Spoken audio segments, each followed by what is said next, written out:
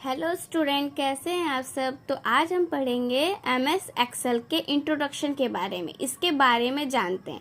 तो आते हैं अपने कंप्यूटर स्क्रीन पे। ये है हमारा एक्सेल और ये है इसकी सीट। इसको हम लोग क्या कहते हैं, शीट कहते हैं। ठीक है, क्योंकि ये जो बॉक्स बन के आ रहा है ये मेरे कॉलम और रो को इंटरसेक्ट करके बनता है। ठीक है, ओवरलैप करता है तो जाके मेरा ये सेल बनता है। और जो ये पूरे सेल बने हुए हैं, जो ये मेरा शीट है, इसको हम लोग शीट कहते हैं। ठीक है, इसको हम लोग स्प्रेडशीट भी कहते हैं, वर्कबुक भी कहते हैं। तो ये मेरा एक्सेल शीट होता है। ठीक है, इसको हम लोग पेज नहीं कहते हैं। और यहाँ पे देखिए, ये जो ABCD होता है ये मेरा कॉलम होता है और ये 1 2 रहता है ये मेरा रो होता है।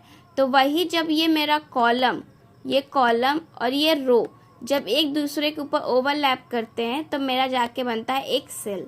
ठीक है, ये सेल का एड्रेस भी होता है। यहाँ पे देखिए, यहाँ पे आप पॉइंटर लेके जाओगे तो यहाँ पे नेम बॉक्स आ रहा है, तो ये सेल का एड्रेस होता है। यहाँ पे सेल का एड्रेस D7 क्यों लिखा है, क्योंकि ये मेरा कॉलम D में है और रो 7 में है, तो यहाँ पे ये एड्रेस शो हो रहा है।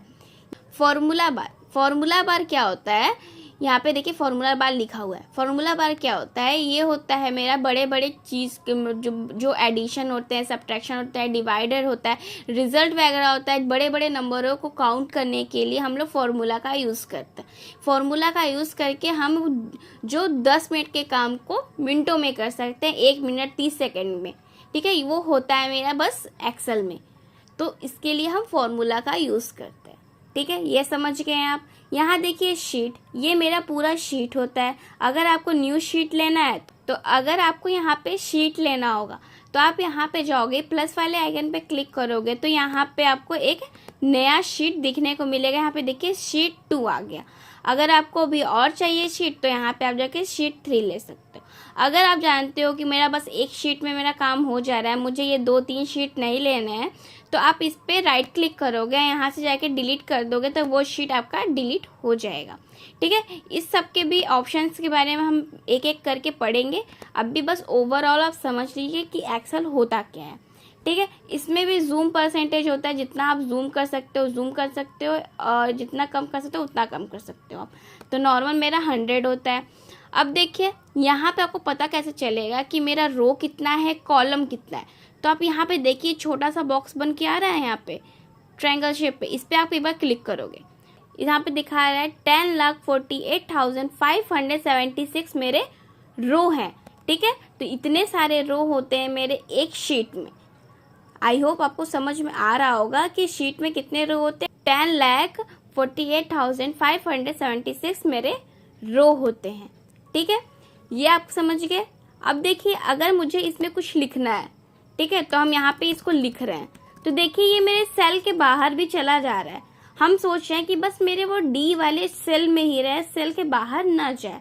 तो इसके लिए हम क्या करते हैं, यहाँ पे हम ये देखिए, ये जो आइकन बन के आ रहा है, ये जो दोनों साइड का, बस इसको आप यहाँ पे पकड़िए और इतना दूर तक इसको खींच दीजिए। तो देखिए D वाला जो सेल है वो थोड़ा स्प्रेड हो गया, थोड़ा फैल गया। अब इसमें हम कुछ भी लिखेंगे तो ये मेरा आगे नहीं जाएगा, यहाँ पे वो लिखाता रहेगा। देख रहे हैं। फिर अगर आपका ये आगे चला गया, फिर आप क्या करोगे, इस पे क्लिक करोगे, फिर इसको बढ़ा दोगे आप। तो जितने दूर तक आपको अपना टेक्स्ट चाहिए, आप उतने दूर तक अपना सेल को भी यहाँ पे अरेंज कर सकते हो। ठीक है, अगर आपको इस सेल से दूसरे सेल में जाना है तो आप टैब का यूज करोगे, तो यहाँ पे आप दूसरे सेल में चले जाओगे। अगर आपको नेक्स्ट नीचे वाले सेल में आना है तो इंटर करोगे आप, तो नीचे वाले सेल में आ सकते हो आप। सेम उसी तरह कीबोर्ड्स का भी यूज करके एरो लेफ्ट राइट अप का डाउन का आप एरो के यूज से भी आप इसको यूज कर सकते हो सेल को। ठीक है, अब देखिए, अगर हमको यहाँ से इसको कट करना हो तो सेम वही प्रोसेस होता है, वही शॉर्टकट होता है। Ctrl+X से हम इसको कट करते हैं, तो देखिए ब्लिंक ब्लिंक करके आ गया। अब इसको हमको यहाँ पेस्ट करना है, तो हम यहाँ पे इसको यहाँ पे पेस्ट करते रहे। अगर हमको यहाँ पे पेस्ट करना है, तो अगर हम एक बार मैंने कट किया, अब मैं इसको कॉपी करती हूँ। कॉपी करने के बाद हम यहाँ पे इसको पेस्ट करते हैं, तो देखिए इतना दूर वो सेल मर्ज होके आ गया। मर्ज मतलब होता है कि उस सेल में सारे वो लाइन पूरे कॉलम को वो एक रो में डिवाइड कर दिया है, ठीक है, एक रो में बना दिया है। समझ में आ गया? तो ये मेरा कॉपी हो गया। लेकिन पेस्ट होने के बाद ये देखिए ये भी अभी भी ब्लिंक कर रहा है। ये क्यों कर रहा है? क्योंकि कॉपी करने के बाद हम चाहे जितनी बार भी हम पेस्ट कर सकते हैं, उसका कोई लिमिट नहीं होता है। लेकिन कट करने के बाद हम बस एक बार ही उसको पेस्ट कर सकते हैं, उससे अधिक हम इसको पेस्ट नहीं कर सकते, ठीक है। तो आई होप आपको समझ में आ गया होगा कि एक्सेल का यूज़ हम कैसे कर सकते हैं। अब मैं आपको नेक्स्ट वीडियो में एक फॉर्मूला का यूज़ करके आपको एक रिजल्ट बना के दिखाऊंगी, ठीक है। Thank you for watching.